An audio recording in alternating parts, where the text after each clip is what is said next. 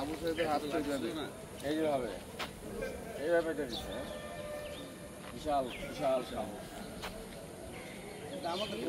পুরো বাংলাদেশকে বুক পেতে দিয়েছে। অবস্থানটা কি সিম্পল এখন। আবু সাইদ হচ্ছে একটা প্রতীক, এবং আবু সাইদের যে দাঁড়ানোর যে স্টাইলটা, এটা আমাদের জাতীয় প্রতীক হওয়া উচিত।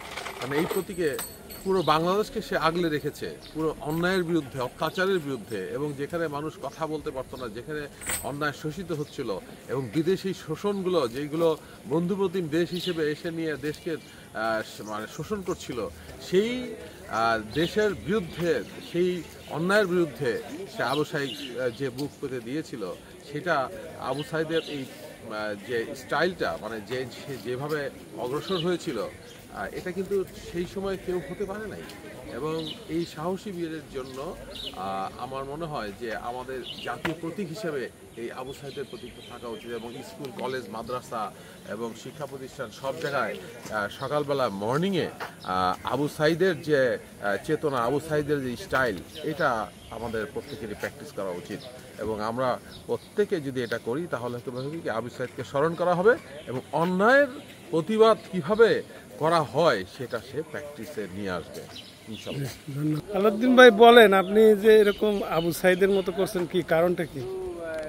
আবু সাইদের চেতনা তো আমাদের থাকতে হবে। আবু সাইদ যে অন্যায়ের বিরুদ্ধে যে একটা অবস্থান নিয়েছিল, সেই ক্ষেত্রে আমরা সেটা ধরে রাখতে চাই, চেতনাকে আমরা ধরে রাখতে চাই।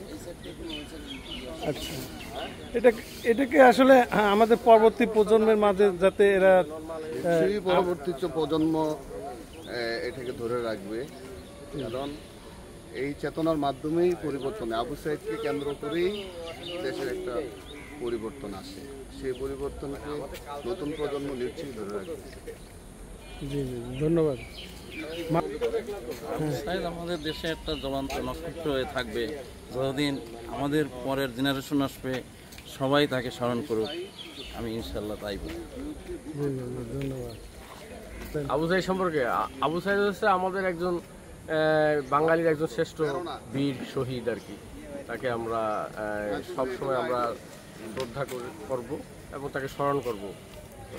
বাঙালি তাকে অত্যন্ত সম্মানের সাথে স্মরণ করবে সবসময়। ঠিক আছে, ধন্যবাদ। আবু সাইদ তার অন্যায়ের বিরুদ্ধে বুক পেতে দিয়েছে, যাতে সে এই মানুষের অধিকার, বৈষম্য এগুলোর বিরুদ্ধে সে রুখে দাঁড়াইছে। আজকে আবু সাইদের জন্য নতুন বাংলাদেশ হয়েছে। ইনশাল্লাহ আগামীর বাংলাদেশ ভালো হবে। আমরা সবাই আবু সাইদ হতে চাই ইনশাল্লাহ।